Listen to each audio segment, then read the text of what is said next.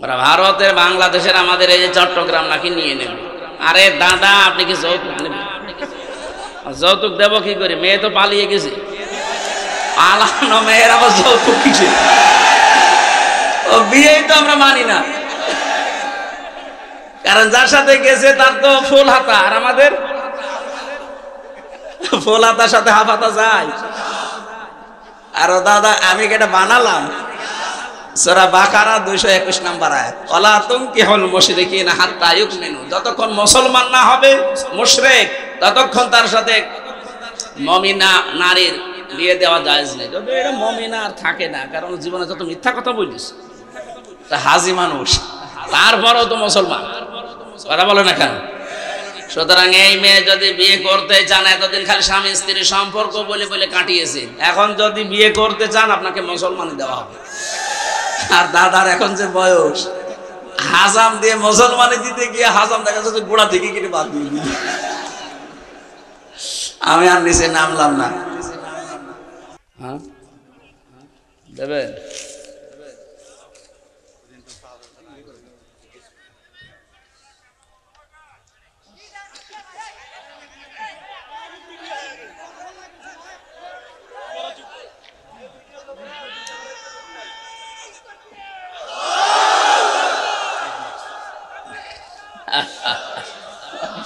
বলে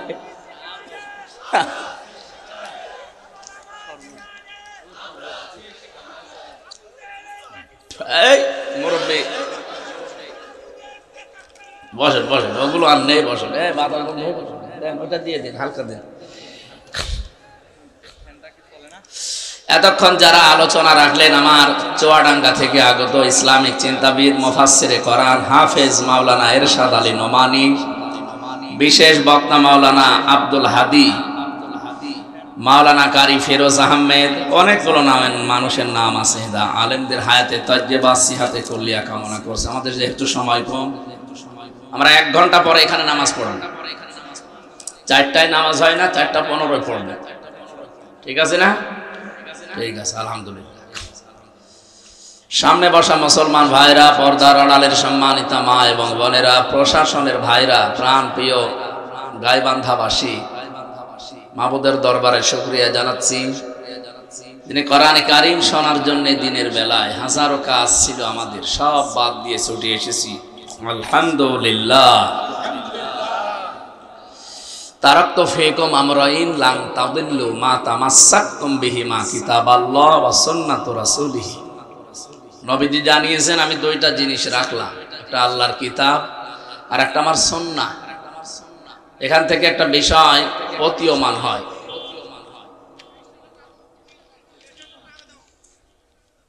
ঠিক আছে? আসবেন না, কথা বলবেন না ভাই।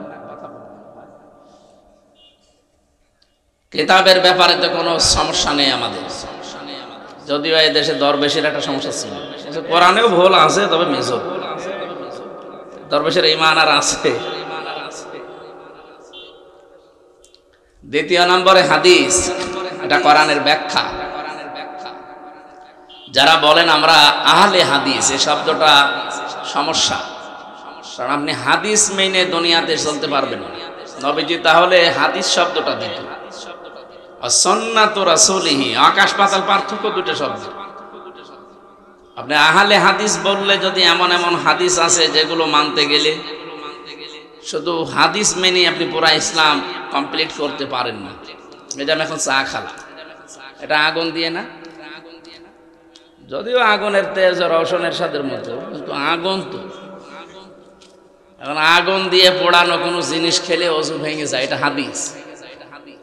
তা আমি যে খেলাম আমার ওযু ভেঙে যাবে, বলেন যে আমি আহলে হাদিস? এরকম বহু বিষয় আছে যেগুলো শুধু হাদিস মানলে আপনি চলতে পারবেন, আপনাকে সুন্নাহ মানা লাগবে, কারণ প্রতিটি সুন্নায় হাদিস। কি কথা বুঝতেছেন? সব হাদিস সুন্নাহ নয়, কিন্তু সব সুন্নায় হাদিস। নবীজি এজন্য হাদিস রাখার কথা বললাম, বলেন নাই, বলেছে সুন্নাতু রাসূলিহি, আমি রাসূলের সুন্নাত রাখলাম তোমাদের জন্য। সুন্নাহ কি? সুন্নাহ মানে আদর্শ, সুন্নাহ মানে কি? ন্যায় নীতি, পথ নির্দেশিকা, পন্থা, কর্মনীতি, এরকম বিভিন্ন অর্থ আছে। বিশ্বনবী আমাদের জন্য যা রেখে গেছেন ওইটা আমাদেরকে অনুসরণের মাধ্যমে দেখাতে হবে যে আমরা রসুলের সুন্নাহ মানি। আমার প্রশ্ন, উনি রসুল ঘোষণা দিয়েছিলেন কি জন্মের পর থেকেই না 40 বছর বয়সে? কথা বোঝার চেষ্টা করে। যেন বিভিন্ন ভ্রান্ত ধারণা আমাদের উপরে চাপিয়ে দেওয়া হচ্ছে, বিভিন্ন ভ্রান্ত কথা বলে মুসলমানদের আজ দল বিদলে ডিভাইডেড করা হচ্ছে। আমরা আশা করছি আপনি বুঝবেন এই পৃথিবীতে নবীজি জন্মের পরেই কি উনি ঘোষণা দিয়েছেন যে আমি নবী রসুল? কত বছর বয়সে? 40 বছর বয়সে বলেছিলেন, কুলিয়া আইয়ুহান নাস ইন্নী রাসূলুল্লাহি ইলাইকুম জামিআ। হে নবী, আপনি বলেন তাম দুনিয়ার সব মানুষের জন্য আল্লাহ আমাকে রাসূল করে পাঠিয়েছে তোমাদের নিকটে। এই কথা তো কোরআনের কথা।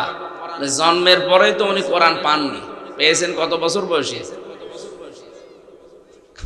উনি নবী রাসূল হয়তো জন্মের পরেই ছিলেন, জন্মের আগেও ছিলেন, কিন্তু ঘোষণা হয়েছে পৃথিবীতে আসার পর যখন বয়স 40।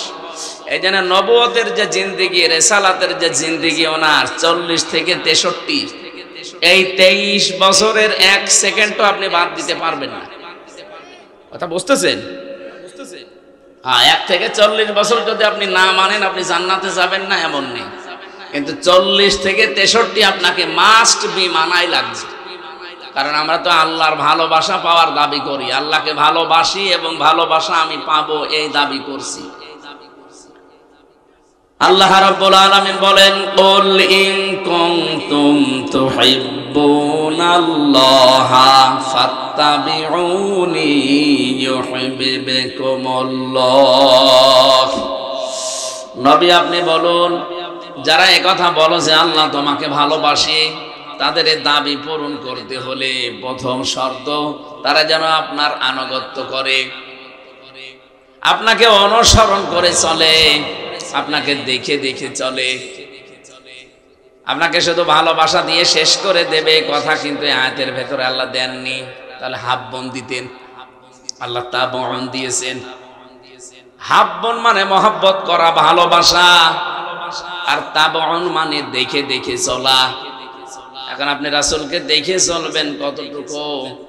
উনি যখন রাসূল হয়েছেন ওই দিন থেকে ইন্তেকাল পর্যন্ত সবাই এখানে জানি আমরা উনি রাসূল হয়েছিলেন 40 বছর বয়সে। পুরা আরব জাহানে তখন ঘোষণা যে উনি রাসূল।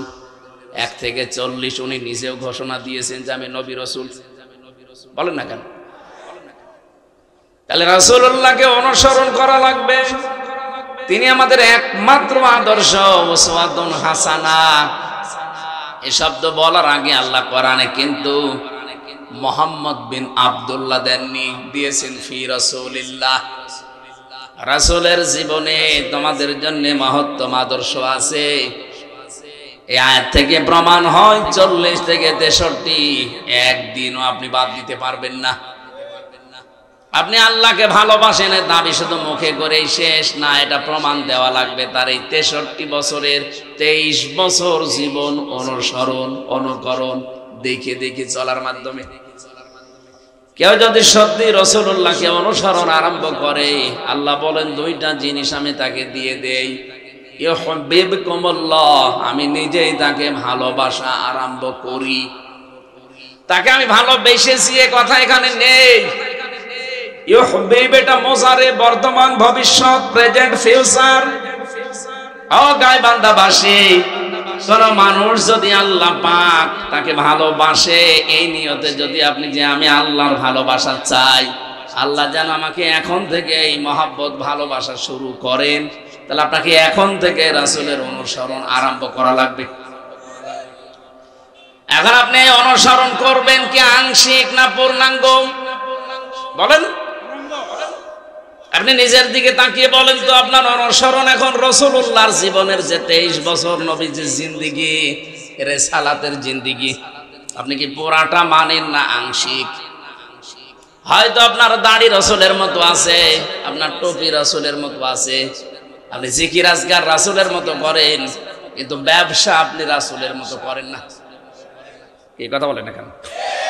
আপনি ব্যবসা করতে গেলে তখন সুদ, ব্যবসা করতে গেলে তখন যাকাত ভিত্তিক অর্থনীতির যে নিয়ম নীতিগুলো আছে ওগুলো আপনি মানেন না। আপনি নিজেই বলেন তো, আপনার অনুসরণ রসুলের আংশিক হইল না পূর্ণাঙ্গ? আপনি নামাজ রাসূলের মতো পড়বেন, রোজা রাখবেন রাসূলের মতো, হজ করে আসবেন রাসূলের মতো, কিন্তু রাজনীতি যে জীবন একটা পাঠ, এটা আপনি করবেন আপনার বাবার মতো। আপনার অনুসরণ পূর্ণাঙ্গ না আংশিক? এই আয়াতের ভেতরে আংশিক অনুসরণ করলে আপনাকে আল্লাহ ভালোবাসবে আছে? বলেন, আপনি কি পাগল? মাথায় যদি বিবেক বুদ্ধি আল্লাহ কিছু দিয়ে থাকে এখনই ভাবেন। আপনার অনুসরণ যদি আংশিক হয়, আল্লাহর কসম আল্লাহ আপনাকে এখনো ভালোবাসায় শুরু করেনি। আর পরের শব্দ তো আরো দূরের কথা, ওয়ায়াগফির লাকুম যুনুবাকুম।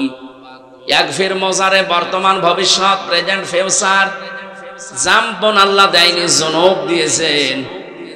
গাইবান্ধাবাসী, আমি কিন্তু আমার ইমান থেকে বলছি, এই মুহূর্তে যদি আমরা রাসূলের অনুসরণ পূর্ণাঙ্গ করব বলে নেমে পড়ি, আল্লাহ আমাকে এখনই ভালোবাসা আরম্ভ করবেন। জীবনের একটা অপরাধ রাখবেন না, সব মাফ করে দিবেন। সুবহানাল্লাহ পর্যন্ত শেষ না করে একটু ভাবার জন্য সময় দিলাম। এখন থেকে আপনি কি পূর্ণাঙ্গ অনুসরণ করার জন্য মাথায় গামছা বেঁধে লেগে পড়বেন, নাকি ওই আংশিক আগের মতো থাকবেন? পূর্ণাঙ্গ করতে হলে রাসূলুল্লাহর জীবনে কিন্তু রাজনীতি ছিল, আপনাকেও করা লাগবে। রাসূলুল্লাহর জীবনে ব্যবসা ছিল, আপনাকেও করা লাগবে। কি কথা বলছেন এখানে? নবীজির জীবনে দাড়ি ছিল, আপনাকেও রাখা লাগবে। এটাই ঠিক আছে, কিন্তু আগের দুইটা একটু সমস্যা আছে। সমস্যা যদি সত্যি আপনার থাকে, আল্লাহর কসম আল্লাহ আপনাকে এখনো ভালোবাসা আরম্ভ করেনি। বাংলাদেশে অনেক আলেম আছে, অনেক পীর আছে, অনেক ইমাম আছে, বলো হুজুর আমি ঝামেলাই নেই। নবীজির রাজনীতিকে তার কাছে ঝামেলা মনে হয়, এটা বেঈমান। একটু বেশি বলে ফেললাম। টাটকা নির্ভেজাল মুনাফিক ওইটা। মনে করতে পারেন হ্যাঁ ইমাম সাহেবকে আপনি মুনাফিক বলেন, আরে ভাই ও নামাজ পড়ায় কোন মসজিদে? সাদুল্লাহপুরে। ও সাতা সিনেকে।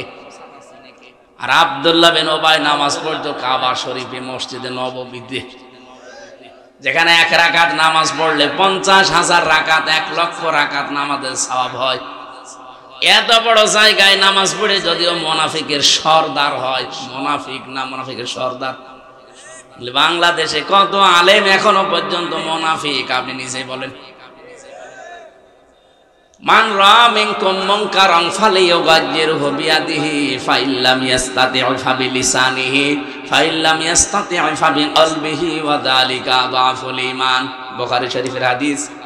আবু সাঈদ খুদরি রাদিয়াল্লাহু তাআলা আনহু বলেন, তোমাদের ভেতরে কেউ যদি মুনকার শব্দের শাব্দিক অর্থ অন্যায়, অবৈধ কোনো কাজ, হয়তো আল্লাহ বিরোধী অথবা মানবতা বিরোধী, এরকম কোন কাজ যদি দুনিয়ায় কেউ করে থাকে, তোমাদের সামনে এটা হলে তোমাদের প্রথম নম্বরে কাজ হাত দিয়ে বাধা দিবা। এটা যদি না পারো তাহলে মুখ দিয়ে বলবা, এইটাও যদি না পারো অন্তরে ঘৃণা করবার, এটা কিভাবে পরিবর্তন করার যায় পরিকল্পনা করবা। এইটাও যদি কেউ না করো তাহলে তার আর ইমান নেই, কারণ ইমানের দুর্বল পয়েন্ট। আদাফ ইসমে তাফজিল, এর চাইতে আর নিচে নামা যায় না। এর চাইতেও যদি কেউ নিচে থাকে, যে অন্যায় দেখলে হাত দিয়ে পারে না, মুখ দিয়ে বলে না, অন্যায় দেখলে অন্তরে ওর ঘৃণাও আসে না, পরিবর্তন করার জন্য যে পরিকল্পনা করবে সেইটাও নেই। বলেন তো, এরকম ইমাম হোক আর পীর হোক আর কাবা শরীফের ইমাম হোক, ওর ইমান থাকার কথা। 48,000 পীর দেশে, 3.5 লাখ মসজিদের ইমাম, আর মুসলমান তো 18 কোটি, খালি 4 ভাগ বাদ দিয়ে সব। বলেন এই বাস্তবতায় আমরা ইমানদার কোথায় পেলাম? আমার তো ইমানই নেই, বাকি তো সব বাদ দিলাম। এই হাদিস অনুযায়ী বাংলাদেশে বহু আলেম যে বেঈমান, ইমান নেই, কারণ আপনার ইমানের সর্বনিম্ন স্তরটাও নেই।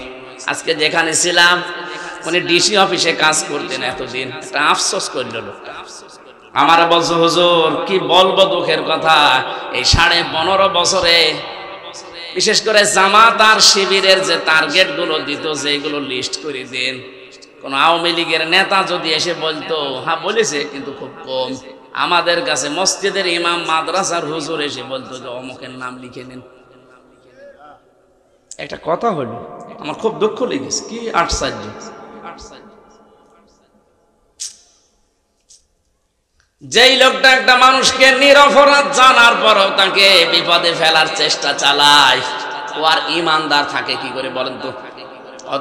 ওই লোকটা এতদিন পর্যন্ত কিন্তু আমাদের ইমাম ছিল। এরকম বহু ইমাম, বহু পীর, বহু আলেম, বহু বক্তা এখনো পর্যন্ত আল্লাহর ভালোবাসায় পাওয়া আরম্ভ আমরা করিনি, বাকি দুইটা তো বাদই দিলাম। আল্লাহ ভালো না বাসলে আপনাকে মাফ করবে, আর মাফ না করলে জান্নাতে দেবে। আশা করছি আমি কি বোঝাতে চেয়েছি আপনি বুঝে ফেলেছেন। এখন থেকে আমার পুরা অনুসরণ হবে না আংশিক? আরো জোরে। পুরা অনুসরণ করতে গেলে আবু বকরের মতো হওয়া লাগবে, পুরা অনুসরণ করতে গেলে ওমরের মতো হওয়া লাগবে। আর আংশিক অনুসরণ করে যদি আব্দুল্লাহ বিন উবাইয়ের সাথে জাহান্নামে যেতে চান, চলেন আপনাকে আমি দিয়ে আসি। আল্লাহ আমাদেরকে বুঝ দেন, বলেন আমিন। দরুদ সালাম পাঠ করছি এরকম নবী, যাকে আল্লাহ প্রতিটি কোরআনের যে অক্ষরগুলো দিয়ে আমরা কোরআন পড়ি 29টা, প্রত্যেকটা অক্ষরে আল্লাহ তাকে ডাক দিয়েছে। আলিফ দিয়ে বলেছেন আহমাদ, আমার নবী আহমাদ, তিনি প্রশংসিত। বা দিয়ে তিনি ডাক দিয়েছেন আমার নবী বাশির, সুসংবাদদাতা। তা দিয়ে নবীকে আল্লাহ জানিয়েছেন মুত্তাকি। সা দিয়ে তিনি জানিয়েছেন আপনি মুদ্দাসসির। জিম দিয়ে জানিয়েছেন আপনি জামিল। হা দিয়ে তিনি জানিয়েছেন আপনি হামিম। খা দিয়ে জানিয়েছেন আপনি খাতামান নবিয়্যিন। বলতে বলতে ইয়া এই শব্দে যে আল্লাহ তাকে সরাসরি ডাক দিয়েছেন ইয়াসিন, হে নেতা। সুবহানাল্লাহ বলতে পারেন না? প্রত্যেকটা অক্ষরে যেন আল্লাহ তাকে ডাক দিচ্ছেন একটা নাম ধরে। শেষের শব্দটা এমন ভাবে নাম দিয়েছেন, আপনি অনেকে দেখি ইয়াসিন সূরা পড়ে 10 খতম কোরআন শরীফের সওয়াব পাওয়ার জন্য, পাবে না। কিন্তু এর ভেতরে যে 86টা শিক্ষা আছে, একটাও আপনি মানেন না। সওয়াব দিয়ে আপনি কি করবেন বলেন? আপনি সওয়াব দিয়ে কি করবেন? এই শিক্ষাগুলো নেওয়ার জন্যই তো আল্লাহ দিয়েছিল সূরা ইয়াসিন। আয়াতুল কুরসি পড়লে আপনি মরণের পরে বিনা হিসাবে জান্নাত চলে যাবেন, ঠিক আছে, কিন্তু এর ভেতরে আল্লাহর 10টা ক্ষমতার কথা আছে। এগুলো যদি আপনার প্র্যাকটিক্যাল লাইফে না থাকে, বিনা হিসাবে না, আপনি হিসাব দিয়েও জান্নাতে যেতে পারবেন না।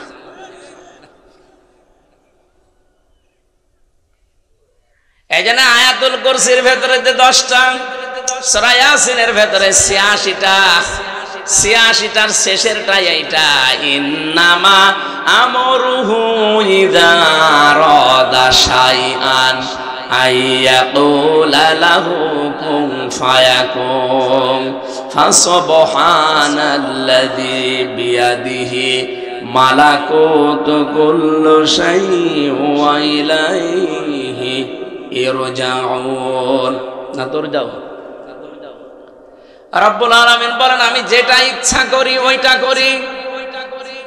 আমি যদি কোনো কিছু এরাদা করি, ইচ্ছা করি শুধু কোন বলি, সঙ্গে সঙ্গে ফায়াকুন হয়ে যায়।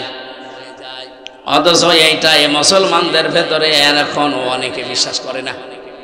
অথচ ওই মুসলমান সূরা ইয়াসিন পড়ছে, 10 খতম কোরআন শরীফের সওয়াব পাবে। এর ভেতরে যে 86টা শিক্ষা, আপনি একটাও তো মানেন, প্রথমটাও নেই।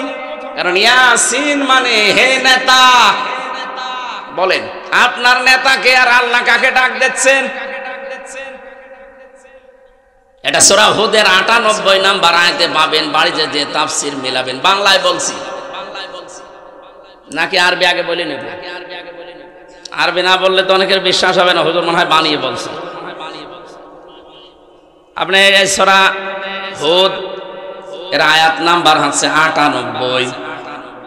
ইয়াকদুমু কওমাহু ইয়াউমাল কিয়ামাতি ফাওরাদাহুমুন নার ওয়া বিসাল বিরদুল মাওরুদ ইলা আখির আয়াত।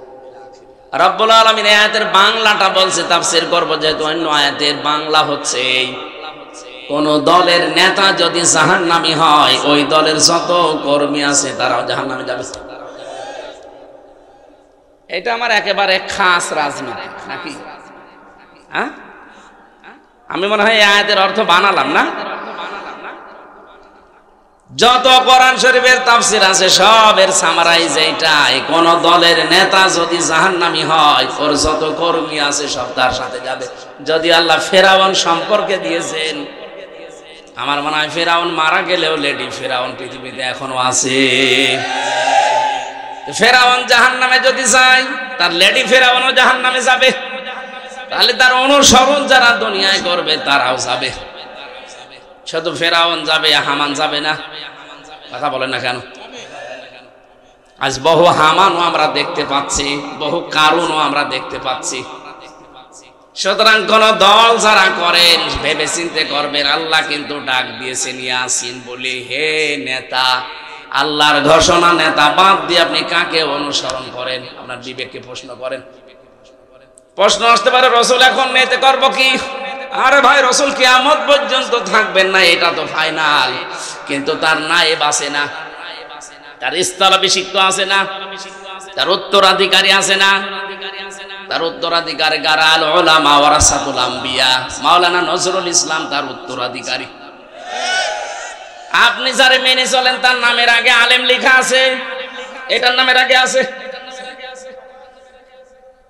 আপনি একটা কথা ভুল প্রমাণ করেন যে না এটা তো মিলছে না, আপনি বলেন তো যাকে অনুসরণ করেন তারে আপনি এখন যদি কবর থেকে আবার তুলে নিয়ে আনেন নামের আগে মাওলানা লিখতে পারবেন? মাওলানা লেবু নজরুল ইসলাম লেবু মারা যাক, নামের আগে কিন্তু লিখতে হলে মরহুম মাওলানা নজরুল ইসলাম লেখা লাগবে। নবীজি যেহেতু আল উলামা, আলেমের বহু বচন উলামা, ওয়ারাসাতুল আম্বিয়া, এই পৃথিবীতে যারা আলেম তারা নবীর ওয়ারিস, উত্তরাধিকারী, নায়েবে রাসূল, স্থলাভিষিক্ত। নবী জানেই নবীর ওই কাজগুলো যদি ওনারা করে, নবীকে মানলে যা হবে নবীর নায়েবকে মানলে তাই হবে। নবীর উপরে যদি কেউ কথা বলে, যেমন তার পেছনের আমল আখলাক আল্লাহ নষ্ট করে দেয়।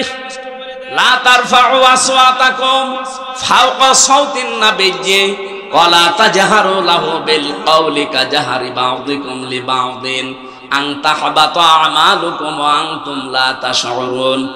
এখনো পর্যন্ত রওজা শরীফে আয়াত আরবিতে লেখা আছে, কিয়ামত পর্যন্ত স্বর্ণের অক্ষরে লেখা থাকবে। এটা মানুষ যেন জানে, নবীজির উপরে কথা বললে পেছনের আমল যেমন নষ্ট হয়ে যায়। নবী তো আর সব জায়গায় এখন কিয়ামত পর্যন্ত ওনার হায়াতও নেই, থাকবেনও না, কিন্তু তার নায়েবরা আছে। এদের সামনে যদি উচ্চ স্বরে কথা বলেন আপনার পেছনের আমল নষ্ট হয়ে যাবে। অথচ 15.5 বছরে আমরা পুরো উল্টা দেখলাম। নবীর উত্তরাধিকারী নায়েবে রাসূলদের উলামায়ে কেরামের সামনে কথা জোরে বলা না, তাদেরকে আরো শাস্তি দেওয়া হতো। অন্যান্য জেনারের মানুষগুলো দেখতাম আদালতে নিয়ে আসার সময় এমনি নিয়ে আসে, আর আলেমদেরকে নিয়ে আসার সময় মাথায় দড়ি দিয়ে, হাতে হ্যান্ডকাপ দিয়ে নিয়ে আসে। যাদের উপরে কথা বললে ঈমান আমল নষ্ট হয়ে যায়, আর তাদের মাথায় দড়ি দিয়ে গলার মতো টানলে ঈমান থাকে। ঈমানই তো নেই।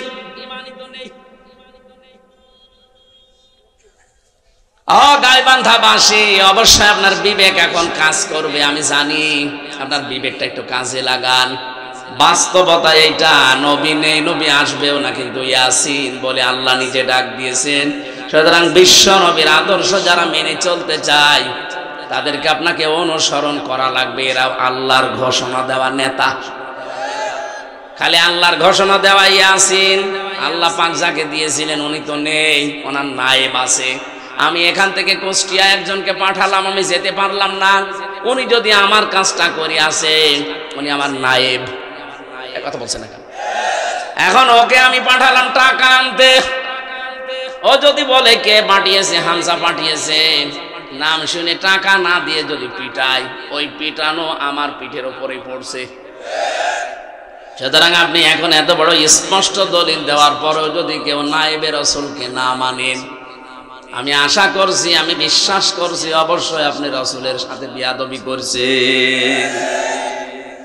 এই জন্য ইয়াসিন সূরা পড়ে যারা মনে করেন আমার 10 খতম কোরআনের সওয়াব আছে, মাস্ট বি হবে, কিন্তু এই শিক্ষাগুলো আপনার ভেতরে থাকা লাগবে।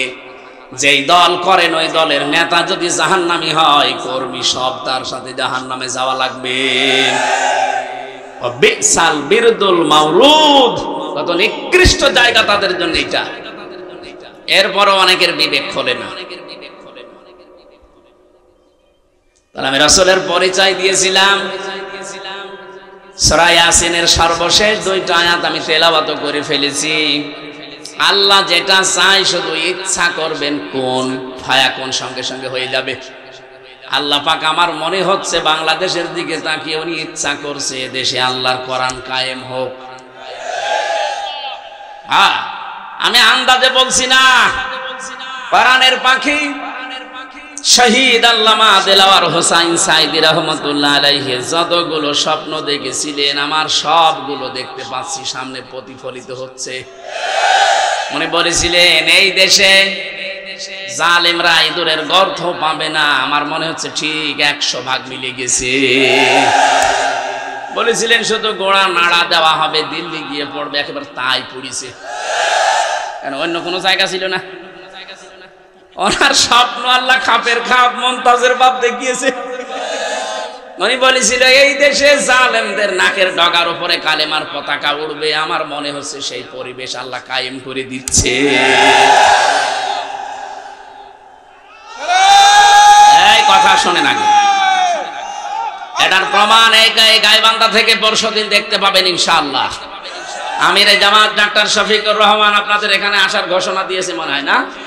হ্যাঁ, পরশুদিন আসবে 24 তারিখে সকাল 10টায় গাইবান্ধা শহরে ইনশাআল্লাহ। ওখানে আমার মনে হচ্ছে এই দৃশ্য আল্লাহ গাইবান্ধা থেকে দেখাবে। কারণ এই দেশে ইসলামের কারণে নির্যাতিত যত জেলা আছে, 1 নম্বরে সাতক্ষীরা, 2 নম্বরে গাইবান্ধা। এখান থেকে সাতক্ষীরা থেকেও দেখিয়েছে কিছুদিন আগে, এখান থেকেও দেখাবে। আপনারা যতটুকু সমর্থ আছে সব নিয়ে যাবেন ইনশাআল্লাহ। গাইবান্ধা যেন অন্তত সাতক্ষীরার উপরে চলে যায়। ওনার আর একটা সেদিন লন্ডনের বক্তব্য শুনছিলাম, আর একটা স্বপ্নের কথা জানাচ্ছিলেন। উনি ওপেন ঘোষণাও দিয়েছিলেন, আল্লাহর কসম আমি সাইদি বলছি, আমি দেখতে পাচ্ছি সামনে পৃথিবীতে ইসলাম পূর্ণাঙ্গ যদি কায়েম হয় তবে আমার বাংলাদেশে পূর্ণাঙ্গ হবে। এটা যেহেতু দেখে যেতে পারেননি, আমার মনে হয় ওটা বাংলাদেশে কায়েম হবে। সে পরিবেশ আস্তে আস্তে ওই দিকে যাচ্ছে। আজকে রমিন ফারহানার বক্তব্য শুনলাম, আজকে গোবিন্দ পরামানির বক্তব্য শুনলাম। একটা হিন্দু, ও যেভাবে ইসলামপন্থী মানুষ, বিশেষ করে জামাতে ইসলামের কেন্দ্রীয় নেতা যারা সাবেক এবং বর্তমান, এই মানুষগুলোর চরিত্র সম্পর্কে যে কথাগুলো বলছে, একটা হিন্দু মানুষ যদি এই বিশ্বাস করে আপনি মুসলমান, এখনো বিশ্বাস আসে না আপনার? উনি বলছে এদেশে যদি সত্যি ইসলামপন্থী বিশেষ করে জামাতে ইসলামী আর শিবিরকে হাতে দেওয়া হয়, এদেশে চাঁদাবাজি একদিনে বন্ধ হয়ে যাবে। এটা বলার কয়েকদিন আগে আমিরে জামাত ঘোষণা দিয়েছে, ইসলাম যদি দেশে প্রতিষ্ঠিত হয় সর্বপ্রথম আমরা বন্ধ করব চাঁদাবাজি। এটা নিয়ে গাইবান্ধায় গত পরশুদিন মারামারি হয়েছে না কালকে? কারা এগুলো? হ্যাঁ, সাগাটায় কারা করছেন আমরা জানি। এই জন্য রমিন ফারহানা আজকে এই কথাগুলো বলেছে। আমরা কন্ট্রোল করতে পারছি না। 5 তারিখের পর থেকে বিএনপি চাঁদাবাজি আর বিভিন্ন জায়গায় দখলদারি শুরু করেছে। আরে ভাই, এটা তো রেকর্ড হচ্ছে। আপনি কি মনে করছেন সবগুলো রেকর্ড হচ্ছে? আন্তর্জাতিক দাদারা বসে আছে, মডেল সব কিছু টের পাচ্ছে। এতদিন পর্যন্ত ভারত আমাদের পেছনে এটা ছড়িয়েছিল যে এই দেশে সংখ্যালঘু নির্যাতন হয়। এখন যেহেতু প্রমাণ হচ্ছে না, পুরা মিথ্যা, পুরা বানোয়াট। ওদের সাংবাদিক নামে কিছু কলঙ্ক আছে, মলম বিক্রেতা, হকার। ওরা এইগুলো মানুষকে ছড়িয়ে ছড়িয়ে মিথ্যা বিভ্রান্তি তথ্য দিয়ে, কালকেও একজনে, পরশুদিন এই যে পঞ্চগড় আর ওদিকে ঝিনাইদহ মাগুরা 2 জন গিয়েছিল চিকিৎসার জন্য ভারতে। সাংবাদিক এই হকারের মতো আরেকজন আছে, বলছে আপনি বলেন যে ওই দেশে আমার মেয়েকে রেপ করা হয়েছে, আমাদেরকে আর থাকতে দেয়নি, এই জন্য আমরা পালিয়ে এসেছি। ও মহিলা দেখলাম পুরা উল্টে, কি বলেন আপনি? আমরা এসেছি আমাদের চিকিৎসা করানোর জন্য। বাংলাদেশে আমরা সবচাইতে নিরাপদে আছি। এটা আন্তর্জাতিক বিশ্বে যাচ্ছে না? সারা দুনিয়ায় আমরা দেখি কেউ পৃথিবীর মাটির নিচে কেউ তেল পায়, গ্যাস পায়, সোনা পায়, রূপা পায়, আর ওই শয়তানরা শুধু মাটির নিচে মন্দির পায়। মসজিদগুলো ভেঙে ভেঙে মন্দির বানাচ্ছে। বাংলাদেশে রেকর্ড আছে যে একটা মন্দির ভেঙে আমরা মসজিদ বানিয়েছি। আপনারা সতর্ক হন। আল্লাহকে বিশ্বাস করেন না আমরা জানি, কিন্তু আল্লাহ যে কি করতে পারে আবাবিল পাঠিয়ে আপনি ইতিহাস পড়ে দেখেন। আল্লাহর ঘরে হাত দিলে কি হয় আল্লাহ দেখাননি? কতগুলো মসজিদ ভেঙে ফেললেন। আজকে সকালে একটা ভেঙেছি, বলছে এখানে 500 বছর আগে মন্দির ছিল। আযাব আসলে কিন্তু তখন আর দাদা বাবা বাঁচান কিছুই করার থাকবেন না। কথা বলে না কেন? প্রতিবেশী হিসেবে সতর্ক করলাম, এরপরও যদি সতর্ক না হন কপালে আগুন লাগলে আমরা আরো আগুন লাগিয়ে দেব। এখনই অলরেডি লেগে পড়েছে। ট্রাম্প ঘোষণা দিয়েছে 16 লাখ ভারতীয়কে আমি পাঠিয়ে দেবো, নে এবার ধুতি সামলা। ও 20 তারিখে জানুয়ারি ওর শপথ। যদি ও তো এমনি জাতে মাতাল তাহলে ঠিক আছে, মাথায় কিন্তু এমনি গরম। ওই আন্তর্জাতিক বিষয়গুলো টের পাচ্ছে না যে এতদিন আপনি মিথ্যা ছড়িয়েছেন সংখ্যালঘু নির্যাতন হয়। সবচাইতে বেশি এখন সংখ্যালঘু নির্যাতন ভারতে হচ্ছে। গরু খাওয়ার অপরাধে মুসলমানকে জবাই করে। সবচাইতে বড় ধর্মীয় অনুশাসন যেগুলো মেনে চলা হয় সেখানে সবচাইতে বেশি রাগ ওদের। আর আল্লাহর ঘরগুলো ভেঙে গুড়িয়ে দিচ্ছে। এমনকি কিছুদিন আগে খ্রিস্টান 2 জন মহিলাকে ভারতে উলঙ্গ করে হাঁটিয়েছে। ট্রাম্প একজন খ্রিস্টান, কি সে জাতে মাতাল হলো তাহলে ঠিক আছে। এবার দেখে না যে আপনি এতদিন মিথ্যা ছড়িয়েছেন। 16 লাখ ভারতীয় যদি একবারে চলে আসে ওর ধুতি থাকবে বলেন? এদিকে আমাদের সাথে সব সম্পর্ক তো অলরেডি ছিন্ন করেই দিয়েছেন। বলে আমাদের না খাওয়িয়ে মারবে। আরে ভাই, আমাদের পৃথিবীতে এখনো 57টা মুসলমান রাষ্ট্র আছে। পাকিস্তান থেকে, তুরস্ক থেকে, চীন থেকে যেভাবে ব্যবসায়িক পণ্য আসতেছে ওদের কোনো দরকার নেই। ভারত বয়কটের ডাক দেওয়া এখন আমাদের ইমানের দাবি। এটা জাতীয় ইস্যু হয়ে দাঁড়িয়েছে। ওরা আমাদের একেবারে কলিজায় হাত দিয়েছে মসজিদ ভেঙে। কথা বলে না কেন? খাবারের ভয় দেখায়। আমাদের তো বছরে 1 মাস না খেয়ে থাকা ফরজ।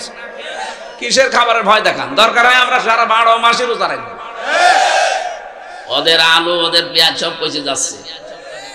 আজকে বিভিন্ন যে হকার সাংবাদিক যারা ওদের বাড়ি ঘেরাও করেছে, 2 জনকে পিটিয়ে আইসিইউতে পাঠিয়েছে। শয়তানরা বাংলাদেশের বিরুদ্ধে উল্টাপাল্টা কথা বলো। ওরা ভারতের, বাংলাদেশের, আমাদের এই যে চট্টগ্রাম নাকি নিয়ে নেবে। আরে দাদা, আপনি কি যৌতুক নেবেন? যৌতুক দেবো কি করে? মেয়ে তো পালিয়ে গেছে। পালানো মেয়ের আবার যৌতুক কিসে? ও বিয়েই তো আমরা মানি না, কারণ যার সাথে গেছে তার তো ফুল হাতা, আর আমাদের ফুল হাতার সাথে হাফ হাতা যায়। আর দাদা আমি এটা বানালাম সূরা বাকারা 221 নম্বর আয়াত, ওয়ালা তুনকিহুল মুশরিকিনা হাত্তা ইউমিনু। যতক্ষণ মুসলমান না হবে মুশরিক ততক্ষণ তার সাথে মুমিনা নারীর বিয়ে দেওয়া জায়েজ নেই। যদি এটা মুমিনা আর থাকে না, কারণ জীবনে যত মিথ্যা কথা বলিস তা হাজি মানুষ, তারপরেও তো মুসলমান। কথা বলে না কেন? সুতরাং এই মেয়ে যদি বিয়ে করতে চান, এতদিন খালি স্বামী স্ত্রীর সম্পর্ক বলে বলে কাটিয়েছে, এখন যদি বিয়ে করতে চান আপনাকে মুসলমানি দেওয়া হবে।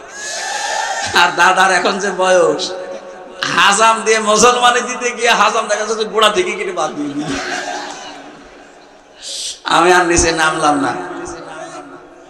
আমির জামাত ডাক্তার শফিকুর রহমান ঘোষণা দিয়েছে, বাংলাদেশের 1 ইঞ্চি না হাফ ইঞ্চি মাটির দিকে কেউ যদি চোখ তুলে তাকায় চোখ পুড়িয়ে ফেলা হবে। আমার আর আগস্টের 5 তারিখের আগে নেই। আপনাদের এতদিন মিল ছিল, কন্যা ছিল, তাই কন্যা নেই, মিল সব শেষ হয়ে গেছে।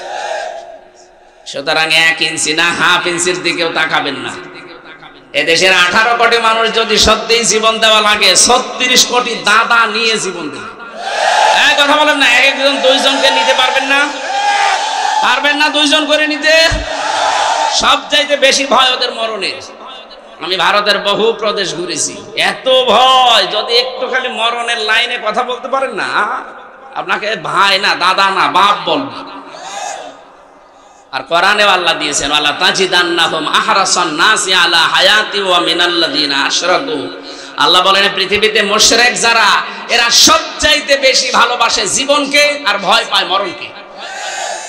আমাদের তো এরকম ভয় নেই, আমরা মরলে শহীদ, বেঁচে থাকলে আমরা গাজী। কথা বলো না কেন? আমাদের দুনিয়ার জীবনটাই হচ্ছে জান্নাত কামাই করার জন্য। সুতরাং 15.5 বছরে যত জুলুম অত্যাচার নির্যাতন করেছেন, আমাদের ক্ষতি হয়নি। ওয়ালিয়ালামাল্লাহুল্লাযীনা আমানু ওয়া ইয়াত্তাখিযা মিনকুম শুহাদা। তোমাদের ভেতরে আল্লাহ যাকে ভালোবাসেন, যার ঈমান আর আমল ভালো লাগে, তাকে আল্লাহ শাহাদাতের মরণ দিয়ে ধন্য করে। সুতরাং 15.5 বছরে যত মানুষকে হত্যা করেছেন সবগুলো শহীদ। এক কথা বলেন না কেন? আর যে মানুষগুলোকে পঙ্গু করেছেন তারা এখন গাজী। বিশেষ করে জামাত ইসলামী, ইসলামী ছাত্র শিবিরের যত ভাইকে বিভিন্ন কায়দায় এখনো পর্যন্ত অকেজো করে রেখেছেন, তাদেরকে বিভিন্ন উপরের চেয়ারে উঠতে দেননি কি? এটাও তাকে মেরে ফেলার স্বামী। কথা বলে না কেন? শিবির করার অপরাধে মির্জা গালিব ভাইকে ঢাকা বিশ্ববিদ্যালয়ের শিক্ষক হতে দেয়নি, অথচ সে ফার্স্ট ক্লাস ফার্স্ট। সে এখন আমেরিকার বিশ্ববিদ্যালয়ের অধ্যাপক। মানে কোন দিক থেকে আটকাবে? কারণ এরা তৈরি হয় এরকম মানুষের কি মেডেল হয়ে, আর আপনারা যেগুলো তৈরি করেন সবগুলো তো চরিত্রহীন। ওরা 100টা মেয়েকে রেপ করার পরে তখন মিষ্টি বিলায়। এই জন্য পারবেন না। এভাবে তৈরি করতে হলে এরকম মেধা লাগে, আপনাদের তো মেধা নেই। এই জন্য আহ্বান জানাবো, যাদের ছেলে মেয়ে আছে, বুড়া বয়সে যদি ছেলের মেয়ের হাতে মায়ের খেতে না চান, যদি চান যে ছেলে মেয়ে আমাকে অন্তত বুড়া বয়সে দেখে রাখুক, আমার হক আদায় করুক, নির্দ্বিধায় ইসলামী ছাত্র শিবিরে, ইসলামী ছাত্র সংস্থায় দিয়ে দেবে। আমি গ্যারান্টি দিলাম, এরপরেও যদি আপনার সন্তান ছেলে মেয়ে খারাপ হয়, আপনি আমার কাছে এসে টাকা নিয়ে যাবেন। জান, একটা বাংলাদেশে দেখাতে পারবেন না। এমনকি মদ গো গাঁজা তো দূরের কথা, বিড়ি খায়, আপনি যদি দেখাতে পারেন যে বিড়ি খায়। আমি তো নিজের চোখে দেখেছি বিশ্ববিদ্যালয়ে শিক্ষককে জুতা দিয়ে পিটাচ্ছে। স্যার বলছে, বাবা তুই আমাদের ছেড়ে দে, আমি আজ জীবনে ক্লাসে আসবো না। বলছে না শালা তোরে মেরেই ফেলবো। বলছে সাংগঠনিক সম্পাদক বাংলাদেশ ছাত্রলীগের বিশ্ববিদ্যালয়, এর মুখে এই ভাষা, শিক্ষককে পিটাচ্ছে। সকালবেলা ওঠে, হল থেকে বের হওয়ার সময় কুলি করে বের হয়, পানি দিয়ে না, লাল পানি দিয়ে। এই চরিত্র এদের। এরা রেপ করবে না, এরা ধর্ষণ করবে না, করবে কি? আর যাদেরকে কোরআন হাদিস দিয়ে গড়ে তোলা হয় দেশপ্রেমিক হিসাবে, তাদেরকে আর সারা বাংলাদেশ চিনতে পারছে। আপনি হয়তো মনে করতে পারেন এটা রাজনৈতিক মঞ্চ না। আরে ভাই, রাজনৈতিক মঞ্চ নয়, এই জন্যই তো বলছি। কারণ এই ময়দানগুলোতে আজ এই কথাগুলো না বলতে বলতে আমাদের সব কিছু হারিয়ে গেছে। এই জন্য আহ্বান জানাচ্ছি আপনাকে, আপনি বাস্তবতায় খুঁজে দেখেন। এই দেশে যদি এখন দেশপ্রেমিক মানুষ থাকে, আমার তো একেবারে বাস্তব দেখা জামাত আর শিবির ছাড়া আমি পাচ্ছি না। আর বাকিগুলো যারা আছে তারা তো পালিয়েছে।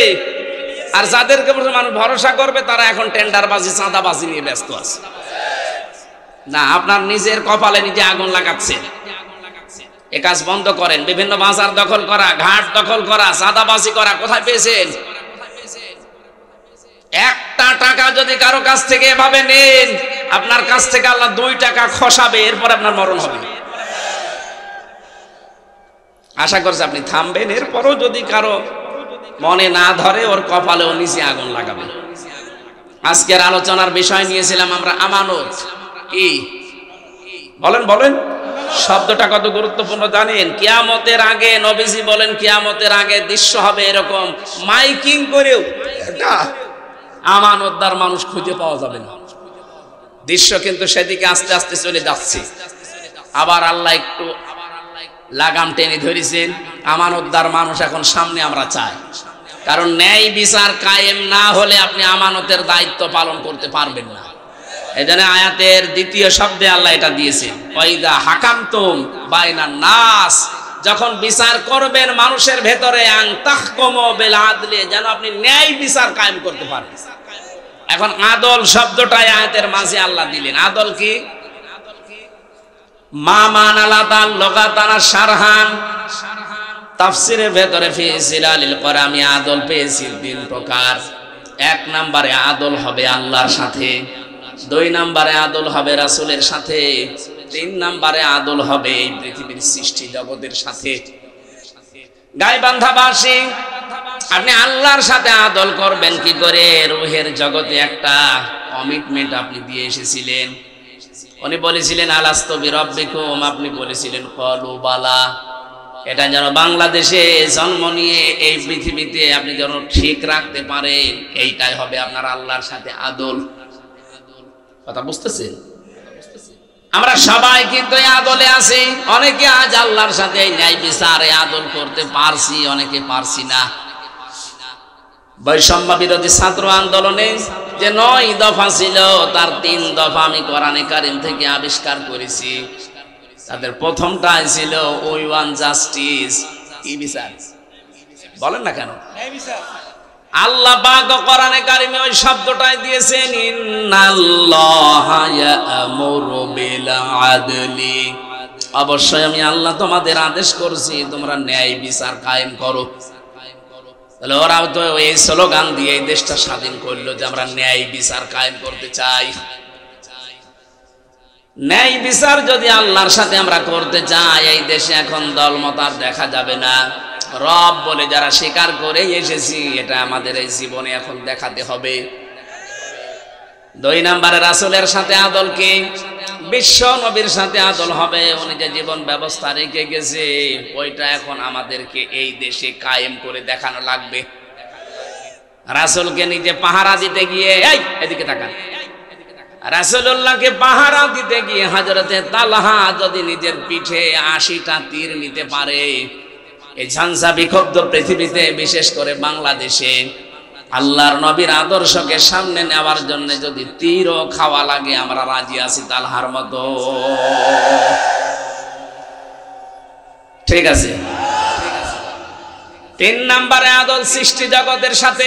এতদিন যেহেতু এটার পরিবেশ ছিল না, জোর যার মুল্লুক তার ছিল, কি কথা বলে না কেন? এখন ওইটা আর হবে না, জোর যার মুল্লুক তার হবে না। এই জন্য যখন মানুষের ভেতরে ন্যায় বিচার করবেন, তখন ন্যায় বিচার করবেন।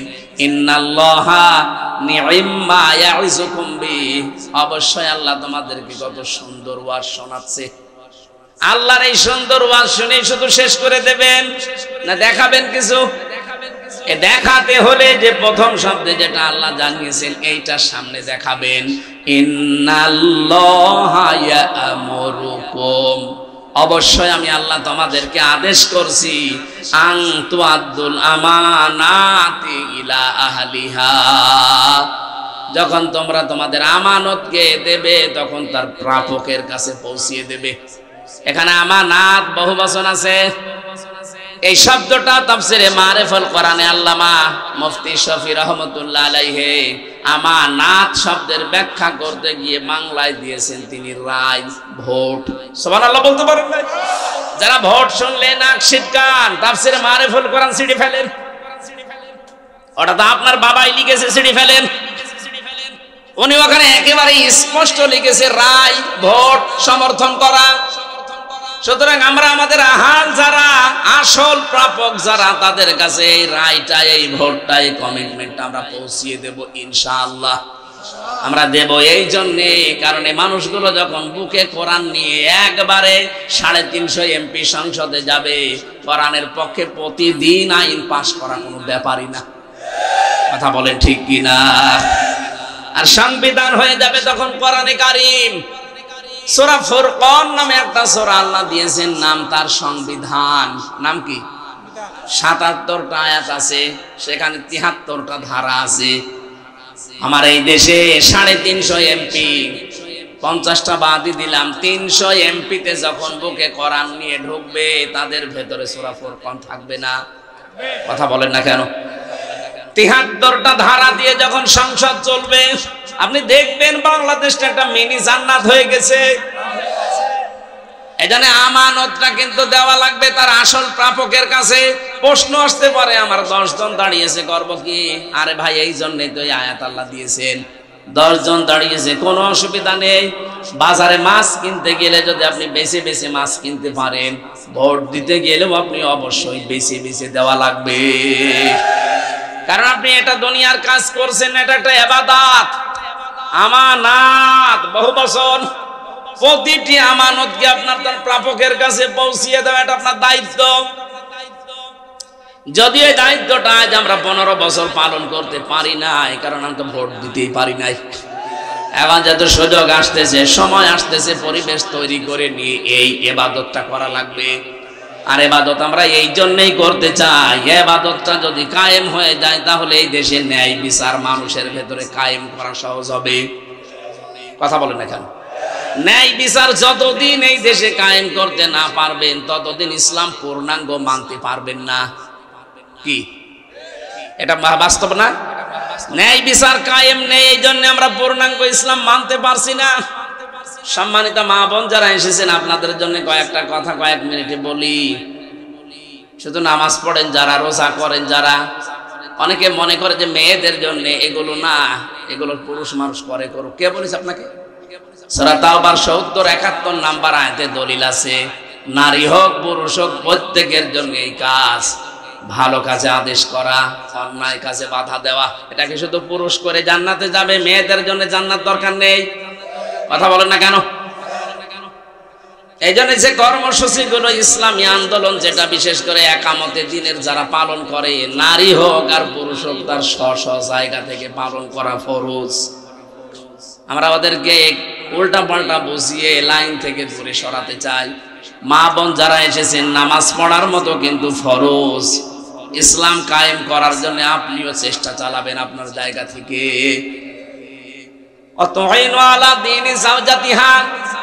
কোন স্ত্রী যদি তার স্বামীকে দিনের উপরে চলার জন্য সাহায্য করে, সহযোগিতা করে, পেছন দিক থেকে সাপোর্ট দেয়, তার জন্য আল্লাহ খাদিজাতুল কুবরার মতো জান্নাতে আলাদা ঘর বানিয়ে রাখবেন। একটাই মহিলার জীবনে আমি পড়েছি, এই মহিলাকে আল্লাহ জান্নাতে শুধু দেবে না, জান্নাতে একটা আলাদা ঘর তার জন্য বানিয়ে রাখবে। ওটা জিবরাইলকে দিয়ে আগে আল্লাহ দুনিয়ায় পাঠিয়ে দিয়েছেন।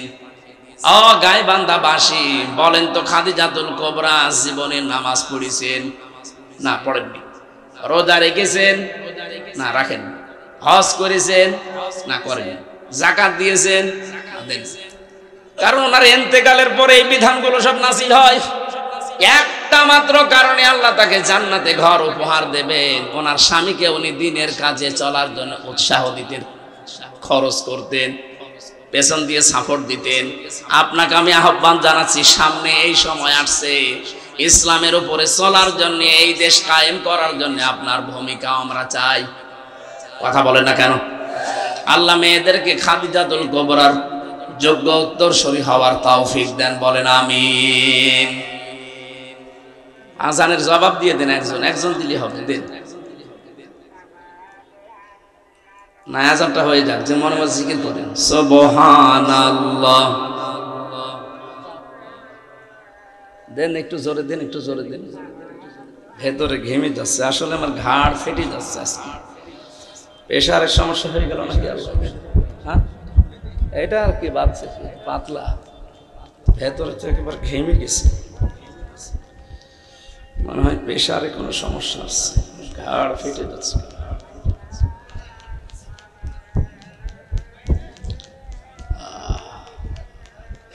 যারা এই যে কথা তোলেন যে উনি 2টা-3টা করে নেয় কেন, আরে ভাই আমি বাধ্য হই। কালকে ডক্টর শফিকুল ইসলাম মাসুদ সাহেব নিয়ে গেছে সেই পটুয়াখালী জোর করে, এরপরে এই যে রংপুরের জেলা আমির সাহেব জোর করে নিয়ে এসেছে এখানে।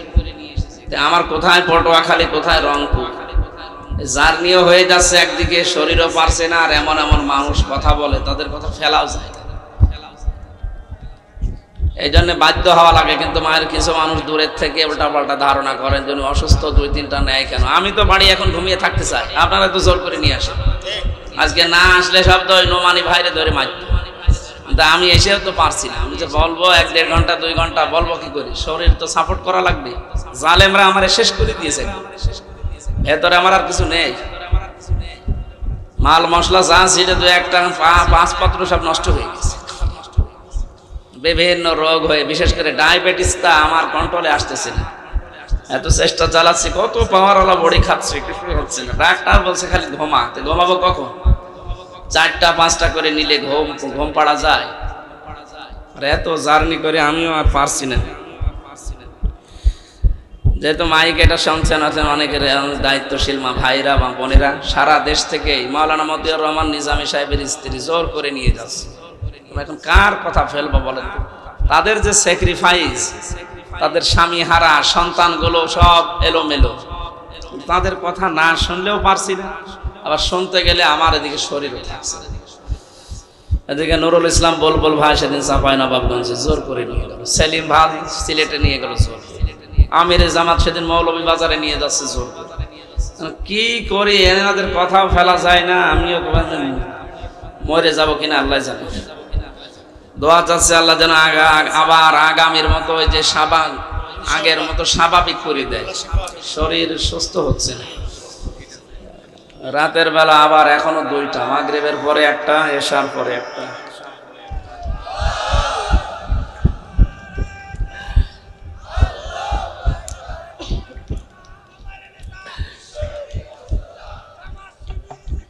হ্যাঁ মুরব্বি,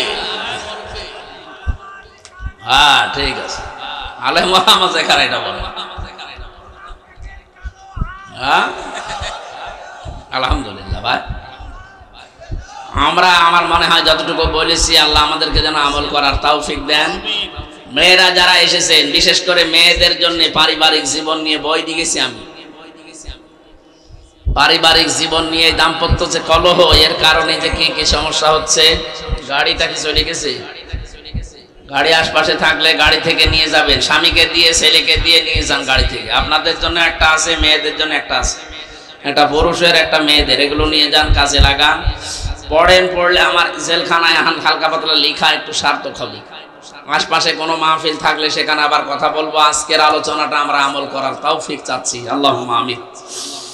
লা ইলাহা ইল্লা আনতা সুবহানাক ইন্নী কুনতু মিনাজ জালিমিন। আল্লাহ তাআলা আমরা যেভাবে আরম্ভ করেছিলাম, আমানতের 9টা ব্যাখ্যা আছে। বাস্তবে এক কথায় বলতে গেলে আমানত যেটা সূরা নেসার 58 নম্বর আয়াত থেকে মারিফুল কোরআনের তাফসীরের রেফারেন্স দিয়ে যতটুকু আমরা বুঝেছি, এই আমানতটা সামনে জায়গা মতো ব্যয় করার তৌফিক দিও। এ বিশাল সুন্দর আয়োজনে যে মানুষগুলো শ্রম দিয়েছে, দেখো বাসর ঘরের মতো সাজিয়েছে এরা।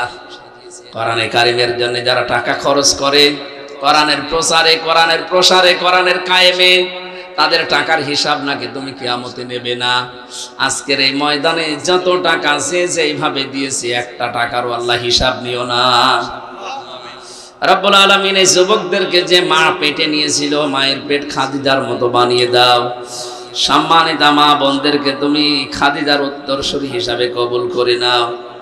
আমাদের প্রধান অতিথি অধ্যক্ষ মাওলানা নজরুল ইসলাম, আল্লাহ তাআলা একটা নির্যাতিত মানুষ, মেহেরবানি করে তাকে দ্বীনের জন্য কবুল করো।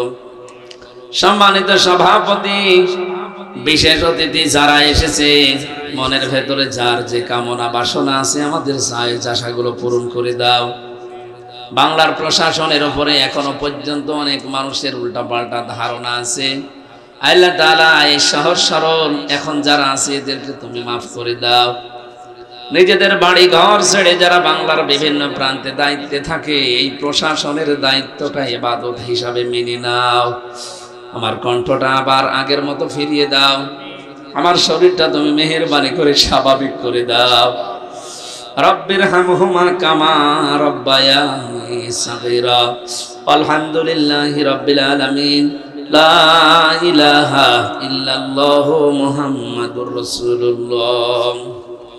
10 বাজে, এখন নামাজ পড়ে নিন। আজান দিয়ে 15 নামাজ না, 5 মিনিট আছে নামাজ দরকার। আজান দিয়ে ওযু আশপাশ থেকে করে এসে দাঁড়ান বা আশপাশে যেয়ে পড়েন। আমিও তো মুসাফির, আমার 2 রাকাত তো নামাজ জোহর আসর পড়ে ফেলেছি একসাথে।